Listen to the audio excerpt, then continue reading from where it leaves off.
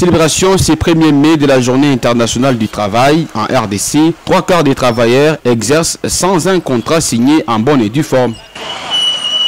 Pour Maître Igor Kaibou, il n'y a pas de crainte à avoir pour les employés sans document de travail car le législateur congolais reconnaît l'existence d'un contrat verbal. En réalité, il n'y a pas de crainte parce que le droit du travail lui-même prévoit disons, l'existence d'un contrat verbal. Donc il n'y a pas de crainte. Il y aurait eu crainte si il n'y avait pas eu ces éléments autres qui pouvaient permettre de prouver l'existence de la relation du travail ou l'existence de ces contrats de travail. Il ajoute par ailleurs que c'est par ignorance de l'existence d'un contrat verbal que les employés ont du mal à introduire une requête en justice en cas du non-respect du contrat par l'employeur. Comment prouver qu'effectivement il y avait eu un contrat entre deux personnes dès lors qu'il n'y avait pas eu d'écrit? Et en ces cas-là, on recourt à ce qu'on appelle les faisceaux d'indices dans toute relation du travail.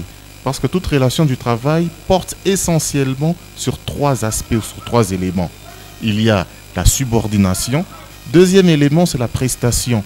Et au finish, il y a la rémunération. Toutefois, Bienvenu Iragui, comme d'autres louchois, pense que les officiels devraient régulariser cette question. Nos élus provinciaux doivent prendre à cœur tous ces problèmes là-bas que nous constatons dans plusieurs sociétés ici sur place.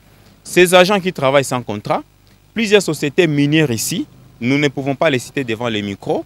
Et là, nous allons appeler aux députés provinciaux de pouvoir tenir compte de ça pour rappeler à l'ordre ces sociétés là-bas qui puissent respecter le code du travail en RDC. Pour rappel, en 2018, Lambert Matoukou, en son temps ministre du Travail au niveau national, avait émis le vœu de voir tout Congolais disposer d'un contrat de travail écrit pour mettre de l'ordre dans ces secteurs, chose jamais réalisée